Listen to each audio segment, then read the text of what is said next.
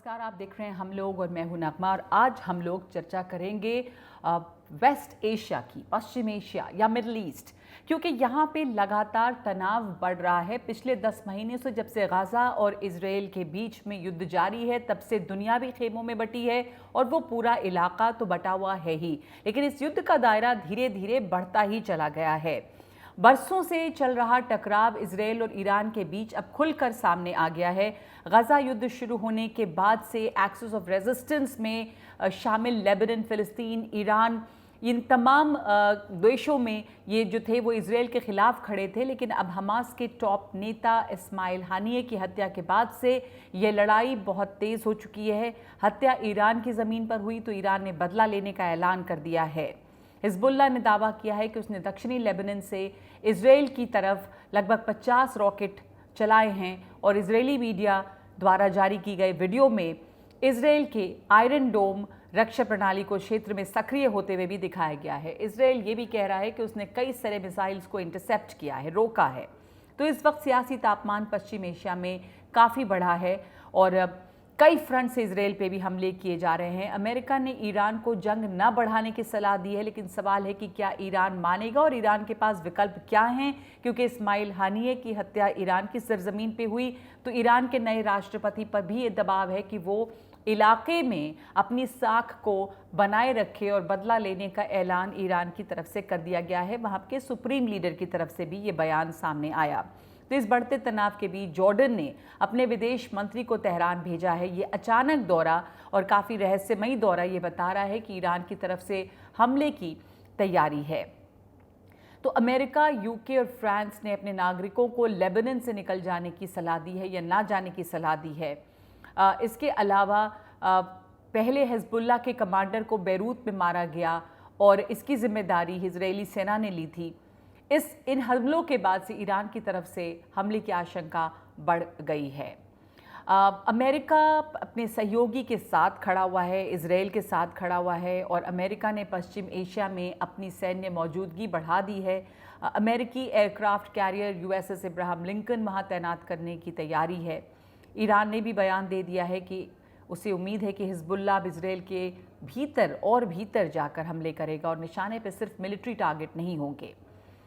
तो अब Hezbollah, Yemen के हूती, इराक और सीरिया के कई गुट भी इजराइल फिलिस्तीन के इस युद्ध में शामिल हैं। अमेरिकी विदेश मंत्री एंटनी ब्लिंकन ने फ्रांस और ब्रिटिश के विदेश मंत्रियों से मिडल ईस्ट में बढ़ते इस तनाव पर बात की है।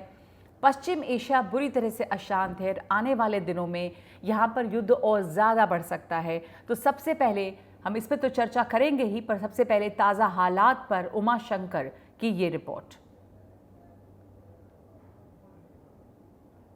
भीषण युद्ध की आग के और करीब होता जा रहा है। रविवार को हिजबुल्लाह ने लेबनान से इजराइल के उत्तरी इलाके पर फिर रॉकेटों से हमला किया तो इजराइल के दक्षिणी इलाके के शहर एश्केलॉन और अशदोद पर गाज़ा पट्टी की तरफ से रॉकेट से हमला किया गया। इसके पीछे फ़िलिस्तीनी रेसिस्टेंट का हाथ जो है वो बताया गया है। हालांकि इन हमलों को इजराइल के आयरन डोम मिसाइलों ने नाकाम कर दिया, लेकिन ये पैटर्न बता रहा है कि कैसे इजराइल पर एक साथ अलग अलग मोर्चों से हमले की कोशिश जो है वो हो रही है। हालांकि अभी शुरुआती समय है और इन हमलों में और ज़्यादा तेज़ी आएगी, इस बात की आशंका भी जताई गई है।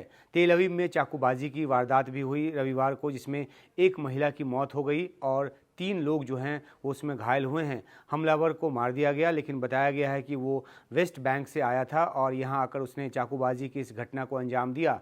कुल मिलाकर ईरान के प्रॉक्सी जो हैं इजराइल के हर तरफ से उसको इंगेज करने की कोशिश कर रहे हैं। ईरान के स्थानीय मीडिया के मुताबिक ईरान की मंशा भी यही है कि चाहे हुती हो, हिजबुल्लाह हो या फिर हमास हो, सभी इजराइल के भीतरी इलाकों तक हमला करें और हमला जो है वो सिर्फ सैन्य ठिकानों तक ही सीमित न रहे, बल्कि कहीं भी जहां इजराइल को चोट पहुंचे, इजरायली हितों को चोट पहुंचे, वहां पर हमला किया जाए। दूसरी तरफ इजराइल भी जवाबी कार्रवाई कर रहा है। उसने सीरिया लेबनान सीमा पर हमला किया, जिसमें हिजबुल्लाह के एक लड़ाके की मौत हुई है। एक ट्रक को भी निशाना बनाया गया और उस ट्रक पे बताया गया कि हथियार लदे थे। इजराइल की कोशिश है कि हिजबुल्लाह तक किसी भी तरह से हथियारों की खेप जो है वो ना पहुंच पाए, हथियारों की मदद ना पहुंच पाए। उधर ईरान में रूसी सैन्य मालवाहक विमानों के पहुंचने की भी लगातार खबर आ रही है। कहा जा रहा है कि रूस ईरान को हथियारों की बड़ी खेप भेज रहा है। और जिसका इस्तेमाल ईरान जो है इजराइल के खिलाफ युद्ध में करेगा। इस बीच ईरान जवाबी कार्रवाई न करने की किसी की भी अनुरोध को सुनने को तैयार नहीं है। अमेरिका सैन्य तैयारियों के साथ साथ कूटनीतिक तौर पर भी जवाबी कार्रवाई से ईरान को रोकना चाहता है, लेकिन तेहरान किसी की नहीं सुन रहा। लिहाजा जॉर्डन के विदेश मंत्री आयमान सफादी रविवार को तेहरान पहुंचे ईरान के विदेश मंत्री से बात करने के लिए, लेकिन अपनी ज़मीन पर हमास प्रमुख की हत्या से बौखलाया ईरान किसी की भी सुनेगा, इसमें शक है। जी, तो इसमें जैसा उमा ने कहा कि क्या ईरान किसी की सुनेगा, इसमें शक है, लेकिन सवाल ये भी है कि क्या इजराइल किसी की सुन रहा है, क्या इजराइल भी जंग रोकने के लिए तैयार है। हमारे साथ तमाम मेहमान मौजूद हैं इस पर चर्चा करने के लिए। जो पैनल है आपको मिलवा दूँ, डॉक्टर मुश्ताक हुसैन हैं, इजरायली मामलों के जानकार, ब्रह्मचलानी जो स्ट्रेटेजिक अफेयर्स एक्सपर्ट है, इसके अलावा कमर आगा खास करके वेस्ट एशिया के एक्सपर्ट, और हमारे साथ ज़मीर अब्बास जाफरी जुड़ रहे हैं जो निर्देशक हैं सिविल मीडिया ईरान, और साथ साथ अनिल त्रिगुणायत हैं जो पूर्व राजदूत रह चुके हैं। मैं अगर शुरुआत करूं इस सवाल से कि ईरान किसी की नहीं सुन रहा है, हमारे सहयोगी ये बात बता रहे थे, अमेरिका की कोशिश है कि रोका जाए ईरान को किसी भी बदले की कार्रवाई से। अब क्या इजराइल किसी की सुन रहा है? क्या अमेरिका इजराइल को रोक पाएगा? क्योंकि नेतन्याहू वहाँ गए, बातचीत भी हुई, पहले भी जिस तरह की जवाब वहाँ पे हमले होते रहे हैं इजराइल की तरफ से सिविलियंस पे भी, तो ये भी सवाल था कि ये जंग और ना बढ़े, इसके लिए अमेरिका ने कोशिश की, पर क्या बाइडेन इसमें कामयाब हो पाए? ब्रह्मचलानी, आपसे शुरुआत करूँगी। अमेरिका कोई न्यूट्रल पार्टी थोड़ी है इस कॉन्फ्लिक्ट में। अमेरिका तो इजराइल के साथ में है, और अब पिछले 3 दिन में अमेरिका ने और अपने मिलिट्री फोर्सेस डिप्लॉय किए हैं मिडल ईस्ट में ईरान के रिटेलिएशन को रोकने के लिए। तो अगर अमेरिका एक न्यूट्रल प्लेयर होता तो बात अलग हो जाती, मगर वो इजराइल का साथी है और इजराइल को बैक कर रहा है, और ईरान की तरफ से रिटेलिएशन होगा, इसके बारे में कोई डाउट नहीं है। ये तो ईरान की इज्जत की बात है, और हिजबुल्लाह की तरफ से भी रिटेलिएशन होगा। कब होगा, किस तरह का रिटेलिएशन होगा, ये सस्पेंस इजराइल के लिए बहुत भारी पड़ रहा है। इजराइल सोच रहा था कि ये रिटेलिएशन पिछले दिनों में होने वाला था, मगर अब तक हुआ नहीं है। तो आने वाला जो हफ्ता है, जो आज से शुरू हुआ है, इसमें इजराइल एक्सपेक्ट कर रहा है कि कोई ना कोई रिटेलिएशन होगा ईरान की तरफ से और हिजबुल्लाह की तरफ से। तो असली इशू है कि किस तरह का रिटेलिएशन होगा, लिमिटेड रिटेलिएशन या इस तरह का रिटेलिएशन जिससे एक वाइडर वॉर खड़ी हो सकती है। जी जी, तो ईरान की तरफ से रिटेलिएशन ज़रूर होगा, क्योंकि ईरान के लिए भी एक अपनी साख का सवाल है और उस क्षेत्र में उनकी अपनी लीडरशिप का सवाल है। नए वहाँ पर राष्ट्रपति हैं, ये उनकी वेलकम सेरेमनी थी जिस दौरान ये हमला हुआ और हत्या की गई इस्माइल हानिये की। ज़मीर अब्बास जाफरी, वहाँ पर सुप्रीम लीडर का भी बयान आया और उसके बाद नए राष्ट्रपति पर भी ये दबाव है और ऐलान भी किया गया है कि बदले की कार्रवाई होगी। पर क्या ऑप्शंस हैं ईरान के पास, ये भी एक बड़ा सवाल होता है। ये जंग जो है उसका दायरा बढ़ता जा रहा है, फैल रही है ये जंग। जब 10 महीने पहले शुरुआत इसकी हुई थी गज़ा और इजराइल के बीच में, तब से कहा जा रहा था कि कहीं बाकी और देश भी इसमें शामिल ना हो जाएं, जो दिखाई दे रहा है। मुझे याद है कि जब सुलेमानी की हत्या हुई थी उस वक्त भी ये बात हुई थी कि बदला लेगा ईरान, लेकिन कोई वैसा बदला फौरन नहीं देखा गया। तो अभी क्या लगता है आपको, क्या ईरान के पास ये विकल्प है कि वो ये करे, और अगर वो करता है तो फिर ये जंग और बढ़ेगी मिडल ईस्ट में या वेस्ट एशिया में, ये युद्ध और फैलेगा?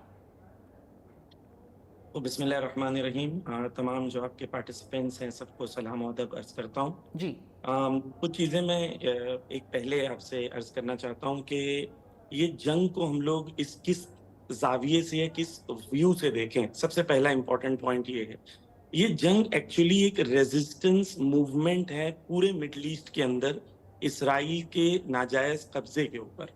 तो इसके अंदर हम एक मोमेंट या 2 मोमेंट की तरफ सिर्फ तवज्जो नहीं रखें, हम ये सवाल करें कि ओवरऑल रेजिस्टेंस लास्ट 30 इयर्स में कहाँ से कहाँ तक पहुंचा है।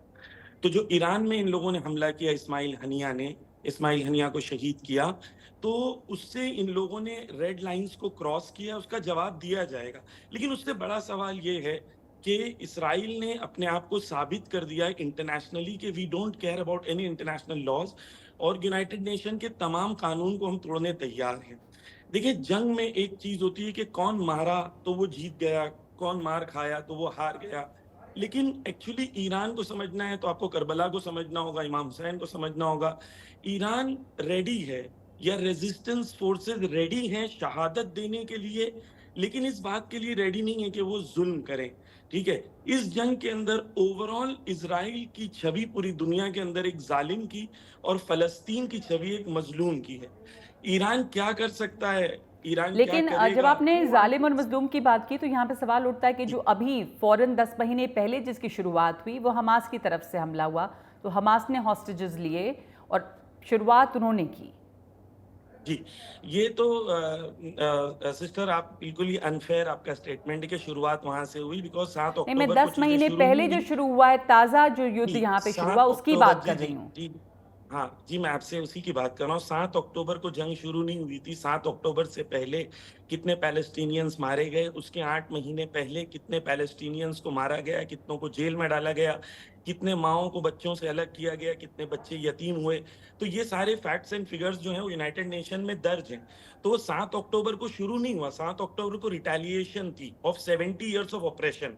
ठीक है, तो आप उसे अग्री करें, उसे डिसअग्री करें, उसके प्रपोज आप कहें वो डिसप्रपोर्शनेट था। तो जब अगर आप उसे जब 7 डिसप्रपोर्शनेट, अक्टूबर को ये मुझे हमला कंप्लीट किया करने गया दीजिए, हमास की मुझे तरफ से, कंप्लीट तो करने दीजिए। जी नहीं, आप मुझे कंप्लीट करने दीजिए, फिर आप बोलिए।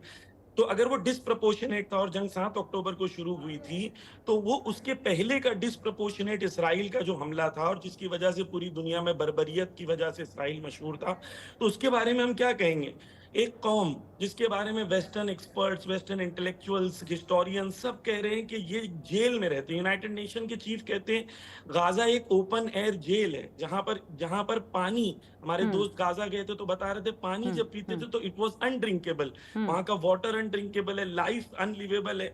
आप वो कंट्री के अंदर लोगों को ऑप्रेस करें और एक्सपेक्ट करें कि वो ठीक रिएक्ट ना है। करें। नहीं नहीं, आप सही फिर कह रहे इसराइल हैं ने जो चीजें, कि जो एक एक मिनट सेकंड में आपको रोक रही हूँ और भी लोगों को शामिल करूंगी इसमें। आप सही कह रहे हैं कि जी यहाँ पर जी जो हालात हैं वो यही होना था, जो हमने 7 अक्टूबर को भी देखा। लेकिन अब सवाल ये है, डॉक्टर मुश्ताक हुसैन, अगर आपकी इसमें क्या राय है? ये इजराइल और फ़िलिस्तीन के बीच की जो प्रॉब्लम है उसका एक लॉन्ग टर्म सोल्यूशन या 2 स्टेट थियोरी, ये जो तमाम सोल्यूशंस की बात होती है वो एक है, पर जो मौजूदा हालात हैं, जो 7 अक्टूबर को शुरू हुआ, 10 महीने इस युद्ध को हुआ, अब दोनों तरफ से हम लगातार देखते हैं कि इजराइल बिल्कुल पीछे हटने को तैयार नहीं है।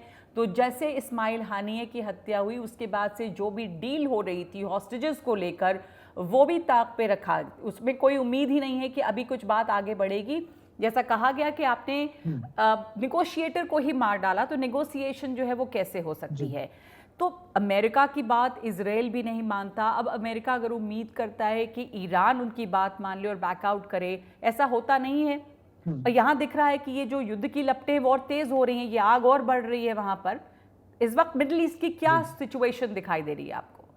खेमे भी बटे हुए हैं वहाँ पे। जी बिल्कुल नगमा जी, देखिए, चाहे वो इजराइल के उठाए हुए कदम हो या ईरान जो कदम उठाएगा, इन दोनों देशों के जो लीडर्स हैं वो अपने कदम दो प्राइमरी इश्यूज के बेसिस पे उठाएंगे। एक उनका अपना नेशनल इंटरेस्ट और दूसरा उनका अपना पॉलिटिक्स भी, और ये दोनों एक दूसरे से जुदा नहीं किए जा सकते। ईरान का एक देश की तरह अगर नेशनल इंटरेस्ट देखा जाए तो उनके ऊपर ये प्रेशर है कि कैसे उनके एक नए राष्ट्रपति के इनॉग्रेशन के टाइम पे उनके एक स्टेट गेस्ट का उनके कैपिटल में एक हाई सिक्योरिटी एरिया में असैसिनेशन हुआ है, और अगर इसका रिटेलिएशन नहीं किया जाता तो ईरान ये पावर खो देगा कि वो इस पूरे एरिया में अपने प्रॉक्सीज को ये आश्वासन दे सके कि हम एक ताकतवर देश हैं और हम आपको आपके इंटरेस्ट हासिल करने में मदद कर सकते हैं। उनके एक ये साख की बात है, वो पीछे नहीं हट सकते, उनको रिटेलिएशन करना होगा। रिटेलिएशन करना होगा, ये बिल्कुल सही बात है उनके लीडर के हिसाब से। लेकिन एक डोमेस्टिक पॉलिटिक्स भी है। हमने अभी हाल फिलहाल में देखा कि ईरान के अंदर किस तरह से प्रोटेस्ट हुए थे, चाहे वो माशा अमीनी के केस के बाद हो या फिर उसके अलावा जो ये प्रेसिडेंट भी सिलेक्ट हुए हैं, वो इलेक्ट हुए हैं, वो पूरी की पूरी बैलेट पेपर में जो सबसे रिफॉर्मिस्ट थे सबसे रिफॉर्मिस्ट थे वो इलेक्ट हुए हैं। लेकिन साथ ही साथ ईरान के जो सुप्रीम लीडर हैं उनके ऊपर ये प्रेशर है कि किस तरह अपना कंट्रोल बनाए रखे डोमेस्टिक पॉलिटिक्स के ऊपर। आप इस बात पे भी ध्यान दीजिए कि किस तरह रिटेलिएशन में इतना टाइम लग गया है और किस तरह न्यूज या तो लीक हो रही है या बार बार आ रही है कि टारगेट कैसे हो सकते हैं, हथियार कौन से यूज हो सकते हैं, किस तरह के मिसाइल्स यूज हो सकते हैं, किस तरह के ड्रोन्स यूज हो सकते हैं।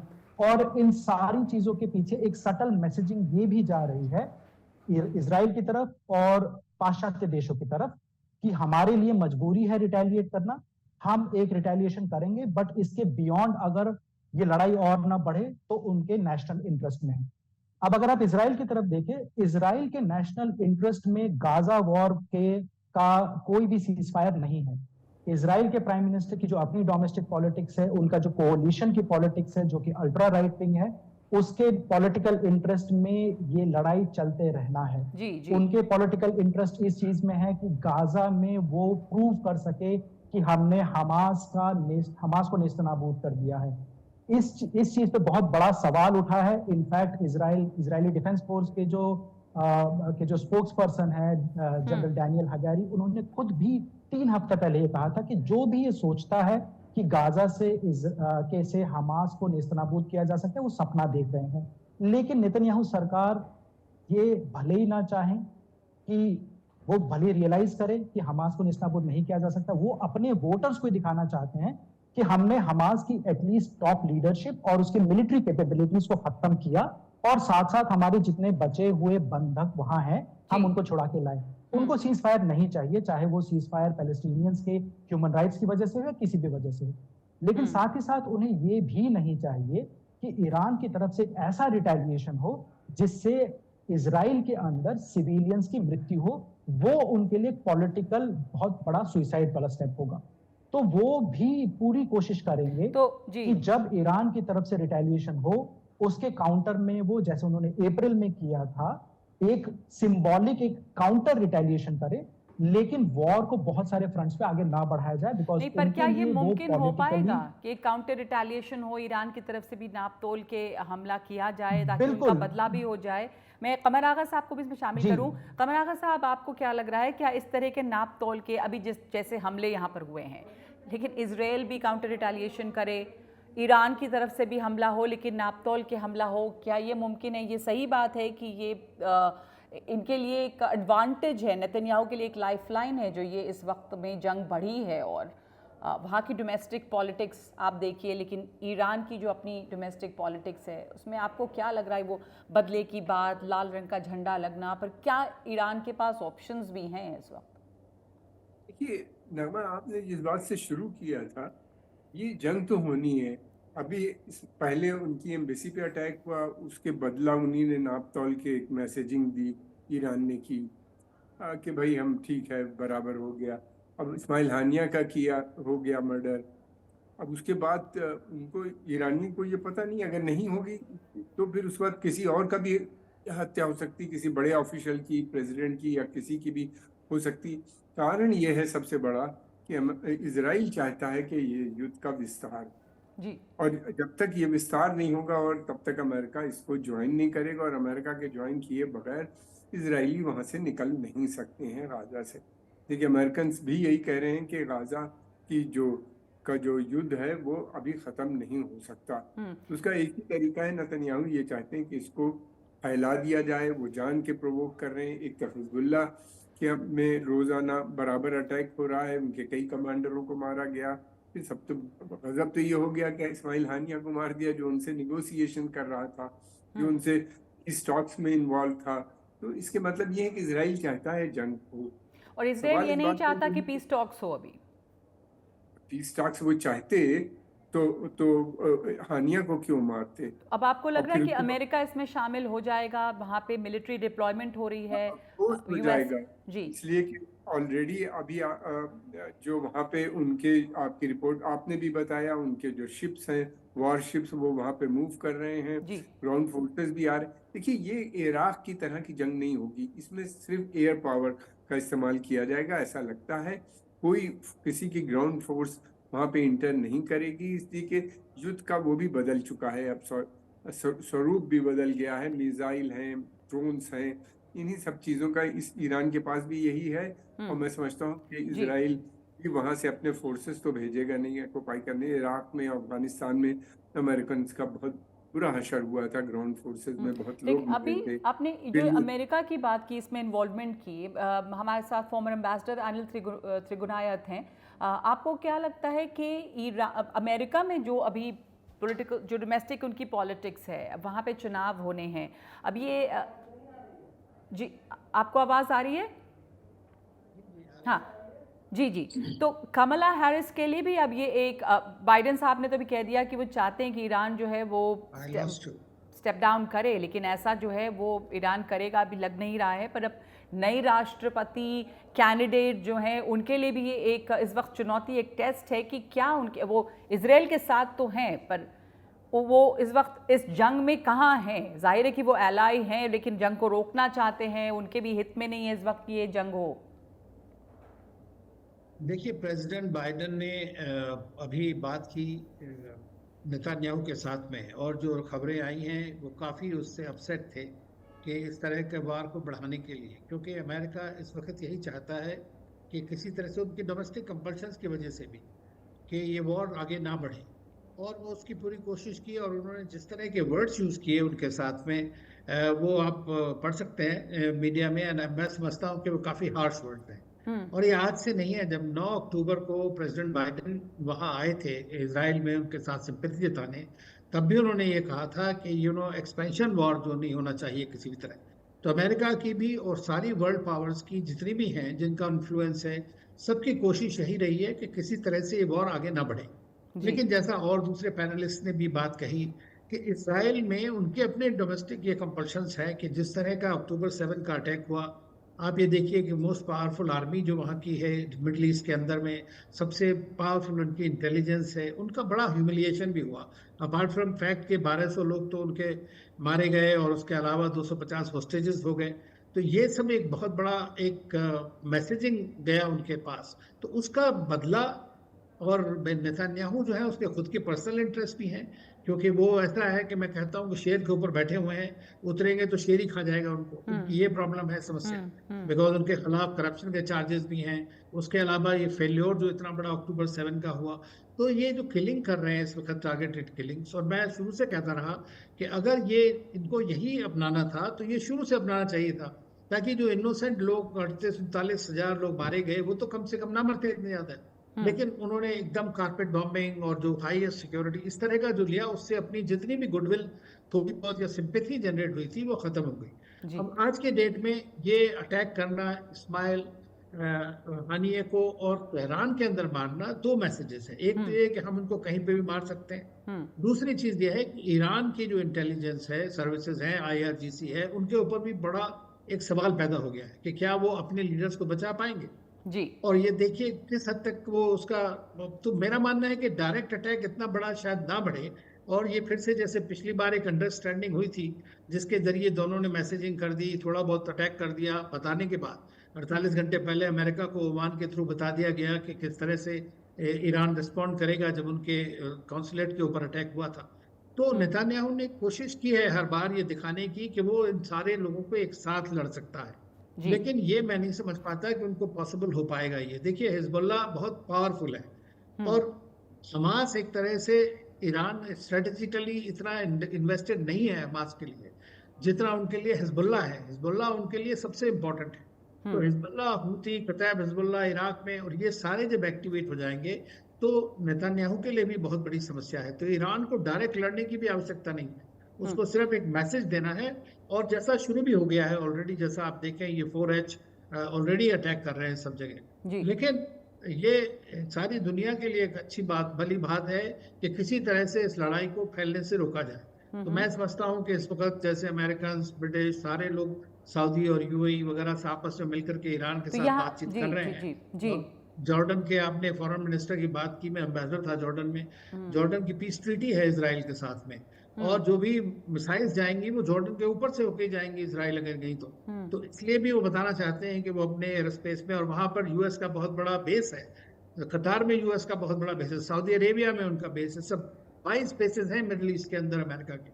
तो वो अमेरिकन फोर्सेस उनको जरूर शूट डाउन करेंगी किसी भी तरह से, जो भी मिसाइल्स यहाँ से जाएंगी। और किस तरह से लड़ाई होने का मैं नहीं समझता, और जा रहा है ईरान के पास, क्योंकि बॉर्डर तो है नहीं उनका इसराइल के साथ में।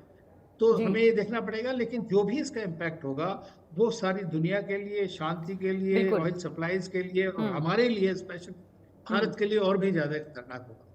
तो भारत की आपने बात की कि भारत के लिए बहुत खतरनाक होगा, हमने ये भी बात की थी कि ऑयल इकोनॉमी, पहले भी इस पर मैंने चर्चा की, उसके लिए बहुत खतरनाक है और उससे पूरे दुनिया पे भी असर पड़ता है। ब्रह्मचलानी, भारत का पोजीशन यहाँ पर, हमें इजराइल से भी हमारी दोस्ती है, फिलिस्तीन के कॉज को भी सपोर्ट करते आए हैं, भारत की दुविधा इस वक्त क्या लगती है, भारत के क्या रुख है?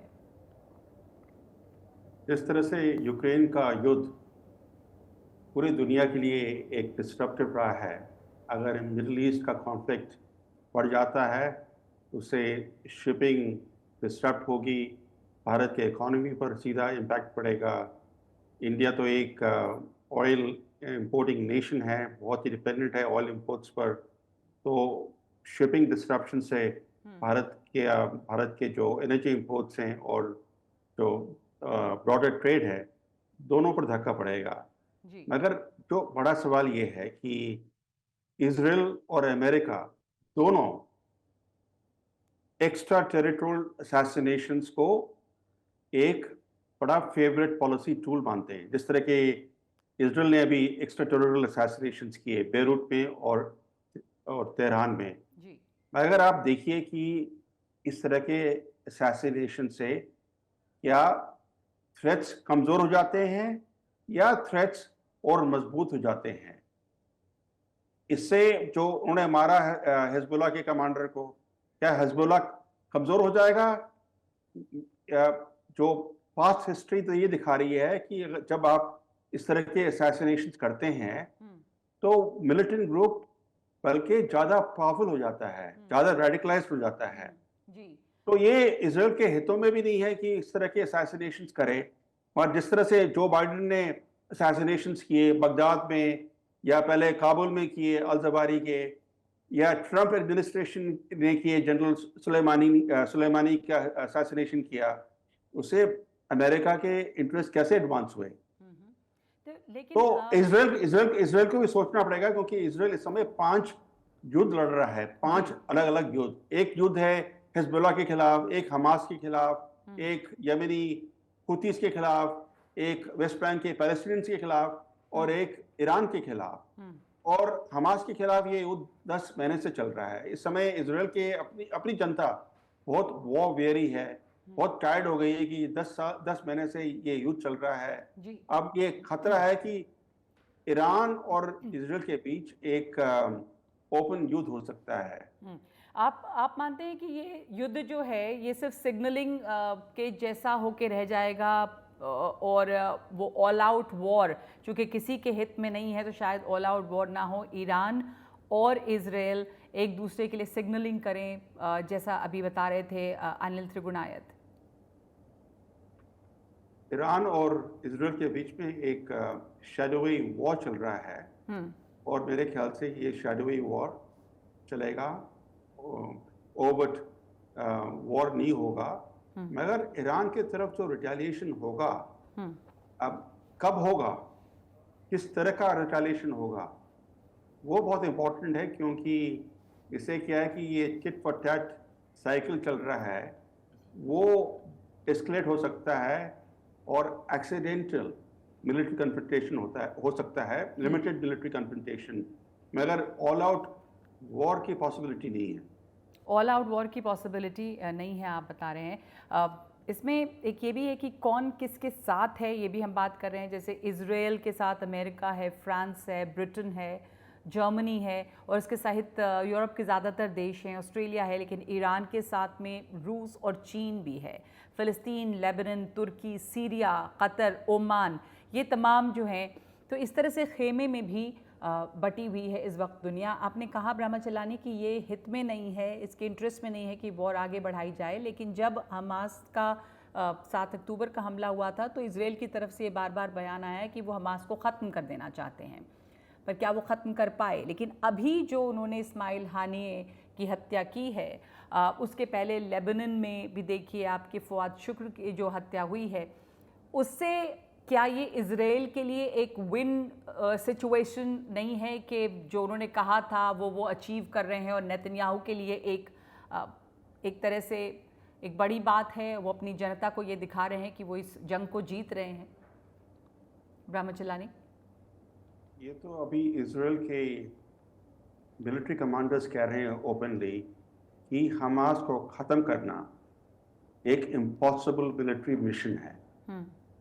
अभी भी आप देखिए जो हमास की तरफ से जो मिलिट्री रेजिस्टेंस चल रहा है गाज़ा में, इससे साफ जाहिर है कि हमास एक फाइटिंग फोर्स आज भी है। और ये दो जो असैसिनेशंस हुए हमास के कमांडर्स के जी, इससे क्या है कि हमास री एनर्जाइज हो सकता है, रीवाइटलाइज हो सकता है। तो हमास के कमांडर्स तो रिप्लेस हो सकते हैं, मगर हमास का जो थ्रेट है इजराइल के खिलाफ वो एलिमिनेट नहीं होगा। जी, जी। ये रियलिटी इजराइल के आगे है। तो इसका सोल्यूशन क्या होगा? जाहिर है कि ये रियलिटी, ये सच्चाई है कि हमास ख़त्म नहीं हो जाएगा। जो थ्रेट है, जो हमास का ख़तरा है इजराइल के लिए, वो भी ख़त्म नहीं होगा, लीडरशिप भले ही बदले। तो पश्चिम एशिया में इस वक्त युद्ध की आग तेज़ है, और वहाँ पर स्थिति कितनी ख़तरनाक बनी हुई है, क्योंकि ज़्यादातर पश्चिमी देशों ने अपने नागरिकों को ये सलाह, ये एडवाइज़री भी जारी की है कि वो इस वक्त लेबनान जाने से बचें, और वहाँ पर हैं अगर तो वहाँ से हटें। अब इस बीच में अमेरिका की सैन्य तैनाती जो है मिडल ईस्ट के इलाके में, वो भी बढ़ रही है। और इस बीच ये सवाल है कि इस वक्त इस जंग को रोकने के लिए क्या कोशिश होनी चाहिए।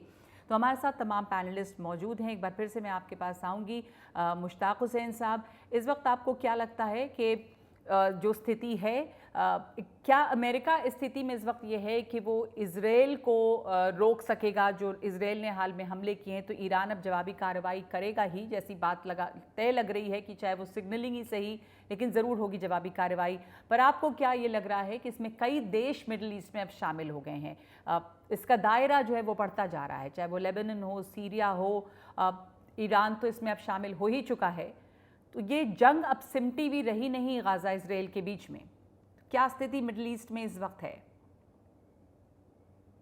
देखिए, मिडल ईस्ट में इस वक्त जो स्थिति है वो पहले से ज़्यादा कॉम्प्लिकेटेड हो गई है, कॉम्प्लेक्स हो गई है। लेकिन इसका मतलब ये नहीं है कि जो जंग का दायरा है वो बहुत ज़्यादा बढ़ जाएगा। मेरा अभी भी मानना है कि इजराइल की तरफ से जो रिटेलिएशन होगा, ईरान की तरफ से जो रिटेलिएशन होगा, माफी चाहता हूँ, वो एक लिमिटेड रिटेलिएशन होगा जो पॉलिटिकल पोस्चरिंग से डिसाइड होगा। और इजराइल की तरफ से जो फिर काउंटर होगा वो भी बहुत बड़े पैमाने पर नहीं होगा। जो जंग का दायरा है वो कुछ हफ्तों से पहले ही गाजा के साथ साथ इजराइल के उत्तर में जो लेबनान के साथ बॉर्डर है वहां पर फोकस कर चुका है। वहां इजराइल और हिजबुल्लाह के बीच जो लिमिटेड स्कर्मिशेस चल रही हैं, अटैक्स की, वो चलती रहेंगी। उसमें भी ग्राउंड इन्वेजन नहीं होगा, मोटार, तोप के गोले और मिसाइल्स की तरफ से अटैक होगा।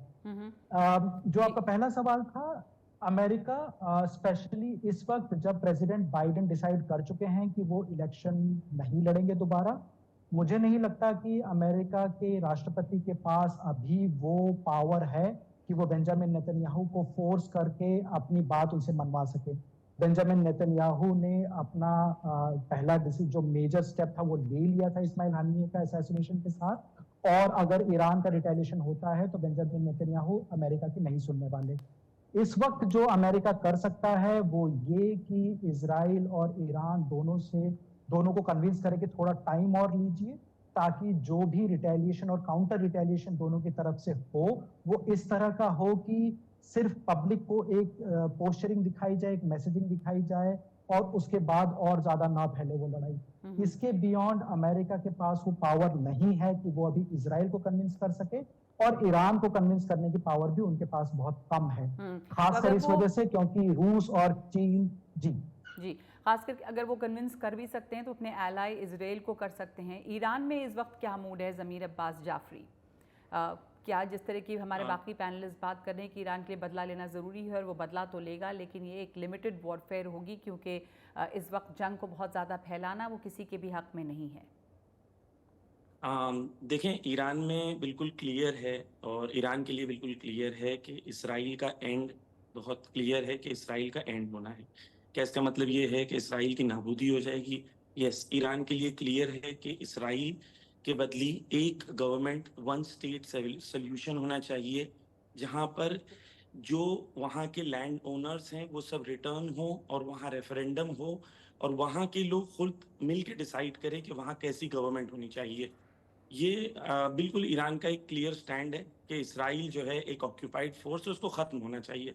इसके बारे में कब होगा, कैसे होगा, ये रेजिस्टेंस की जंग चलती रहेगी। वो मैं सिर्फ एक रेजिस्टेंस बात की कहना जंग चाहता के हूँ, अलावा जो अभी के हालात हैं, आप मुझे कंप्लीट करने दें, मैं आपसे फिर आप पूछ लोग रही हूँ सवाल कि कीजिए। एक लंबी बात हुई और एक है कि अभी ईरान के पास क्या ऑप्शंस हैं इस वक्त ईरान में इस देखिए, मैं कह रहा हूँ कि जो मिलिट्री एक्सपर्ट्स होते हैं वो हम जैसे लोग तो नहीं होते हैं कि वो अभी वो हम क्या प्रेडिक्ट करें क्या होगा क्या नहीं होगा। दे आर प्रेडिक्ट की बात नहीं एक्सपर्ट्स, कर दे रही हूँ आर मैं कह रही हूँ ईरान में जी इस जी। वक्त जो मूड है या वहाँ के मीडिया में जो ईरान में सुन रहे हैं आप लोग। ईरान में मूड इसराइल के खात्मे का है कि इसराइल का खात्मा होगा और वो कब होगा, कैसे होगा, उसके लिए क्या क्या स्टेप्स होंगे वो क्लियर वो देखा जाएगा। लेकिन आपके लिए मैं सिर्फ एक बात बताना चाहता हूँ कि आयतुल्लाह खामेनेई की व्यू इसको मैं प्रेजेंट करना चाहता हूँ कि देखें, ये एक वॉर जो है ये असिमेट्रिक वॉर है। असिमेट्रिक वॉर कहते हैं जंग नामुतकारिन, जहां पर दोनों पार्टीज के पास जो वेपन्स हैं वो डिफरेंट काइंड के हैं। एक पार्टी के पास हो सकता है बहुत ज्यादा वेपन्स हो, लेकिन दूसरी पार्टी के पास बहुत ज्यादा ईमान हो। और ये जो जंग होती है कि मार देने से हम जीत जाएंगे, ये जंग वो वाली जंग नहीं है। इसराइल ने ये करके देख लिया, अपने आप को गुंडा साबित कर दिया पूरी दुनिया के सामने। कत्ल गारत, मारना, कत्ल करना, ये सब करके देख लिया। इसराइल इस वक्त बिल्कुल, जैसे उनके खुद मिलिट्री ऑफिसर्स कहते हैं कि हम उसको डिफीट नहीं कर सकते, वो खुद जानते हैं कि वो ऐसी जंग में एंटर हो गए हैं कि वो उससे बैकआउट नहीं कर सकते। नेतन्याहू का पूरा एग्जिस्टेंस सिर्फ इस पर है कि जंग को कंटिन्यू करे। और ये जंग और कत्ल गारत, हम जब बात करते हैं ऐसी बात करते हैं जैसे दो जंग हो रही है। जंग नहीं हो रही है, जेनेसाइड हो रहा है। आप कह रहे हैं जंग हो रही है, दो पार्टी है, जंग हो रही है। क्या जंग हो रही है? 70% ऑफ द लैंड के ऊपर उन लोगों ने नाबूद कर दिया। 17,000 से ज्यादा बच्चे और औरतों को कत्ल कर दिया। ये जंग है? ये जंग नहीं है, जेनेसाइड है। और हम इसको कहेंगे नहीं जंग हो रही है, दोनों पार्टी क्या करेगी? ईरान एक मजलूम कौम को सपोर्ट कर रहा है जो हमास है, और वो मजलूम कौम ऑक्यूपाइड कौम है, पूरी दुनिया में सबसे ज्यादा मजलूम। ठीक है यूनाइटेड जी। नेशन के लीडर्स ने आके कहा ये बात। नहीं, आप लोग इस तरीके से आराम से कह रहे हैं कि जंग हो रही है, जैसे दो कंट्रीज आपस में लड़ रहे हैं, दोनों के पास वेपन्स हैं, दोनों के पास मिलिट्री है, दोनों के पास एयरफोर्स है। नहीं, जेनेसाइड हो रहा है। ठीक है, तो और वो ईरान की जेनेसाइड ये में सोच है, ईरान एक सपोर्ट कर एक रहा है। मिनट आपको रोकूंगी। अब ईरान की ये सोच है। कमर आगा साहब, आप इस पर आपने सुना, आपका कुछ आपकी प्रतिक्रिया इस पर?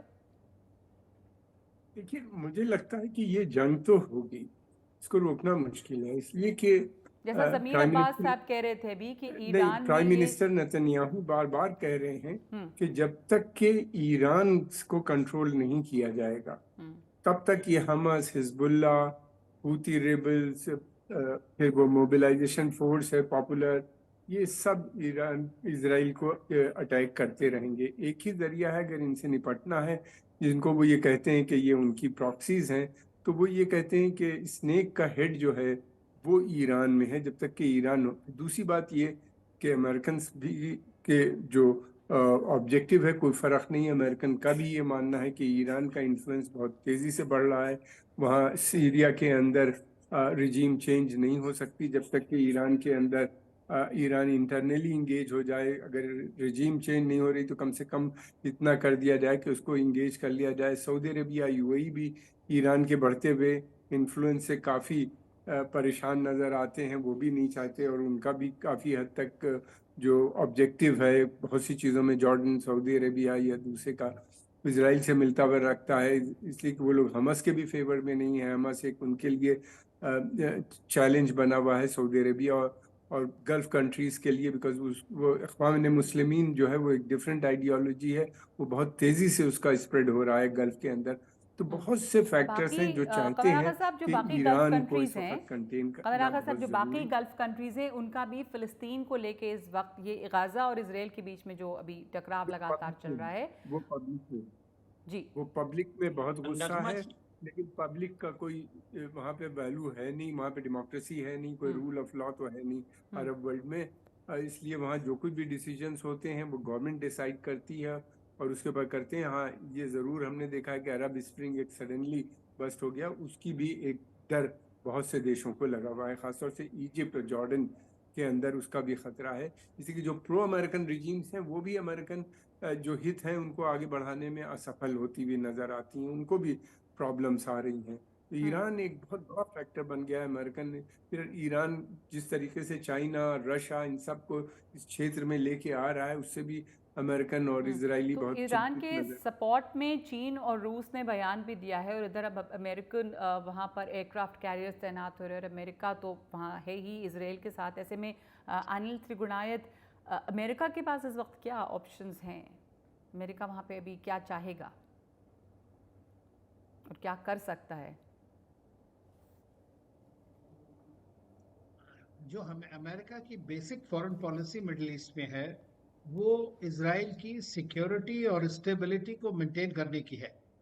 और वही उन्होंने कहा भी है कि अगर उनके ऊपर अटैक होता है, चाहे वो ईरान से हो या दूसरा कहीं से हो, तो वो इसराइल की पूरी मदद करेंगे, इसमें कोई शक नहीं है। और इसी तरह यूके और यूरोपियन कंट्रीज भी इसमें आएंगे। फ्रांस एक रोल अलग तरह का प्ले कर सकता है, क्योंकि फ्रांस लेबनान के साथ में उनका एक डिफरेंट, और ईरान के साथ में एक डिफरेंट रिलेशनशिप है।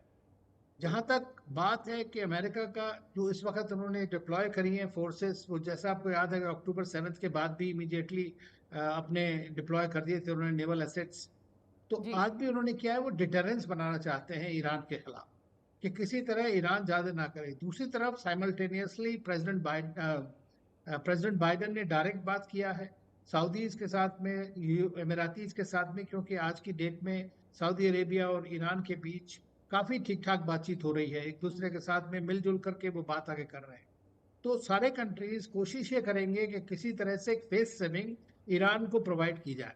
जी। और इसराइल जो है, अगर मानना होता तो आज पिछले 10 महीने में मान जाता, लेकिन वो 10 महीने में बार बार, मैं समझता हूँ कि हमास और इसराइल दोनों ही नहीं मानते थे कि किसी तरह से सीज फायर हो, क्योंकि हम्म। दोनों को ही एक अपना अपना एक पॉलिटिकल एजेंडा है दोनों तरफ से।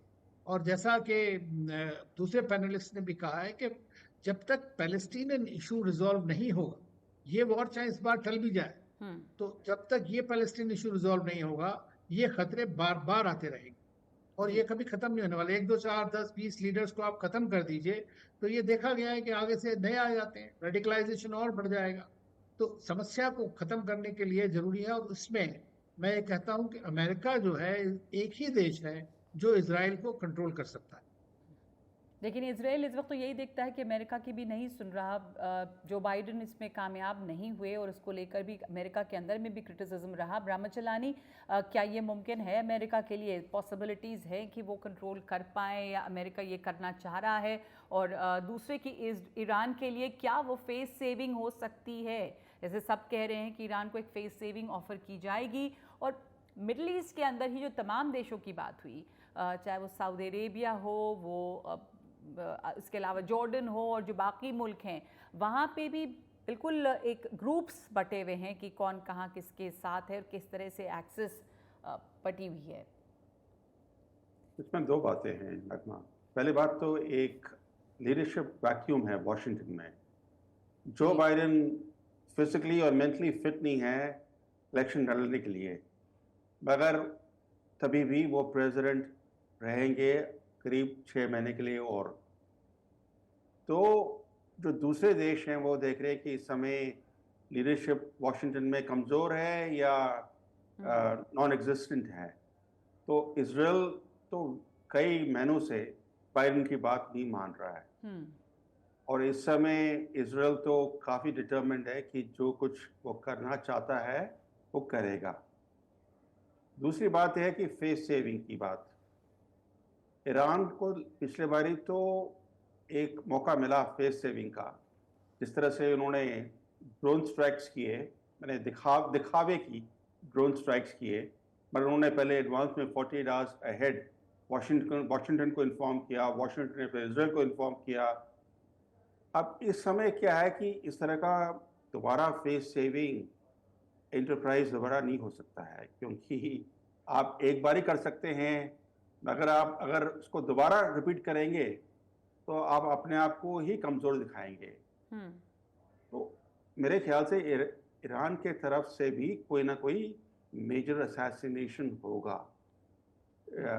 मगर किस तरह का असैसिनेशन होगा, कब होगा, क्योंकि ईरान तो अपना टाइम ले सकता है, 1 महीना ले सकता है, 3 महीने भी ले सकता है। मेरे इजराइल एक्सपेक्ट कर रहा है कि रिटेलिएशन होने वाला है, पर रिटेलिएशन बाद में भी हो सकता है, पर रिटेलिएशन होगा, और मेरे ख्याल से ये रिटेलिएशन एक काउंटर असैसिनेशन होगा मेरे ख्याल से, और इससे और टेंशन्स बढ़ेंगे, मगर जैसे हमने पहले कहा कि ऑल आउट वॉर नहीं होगा।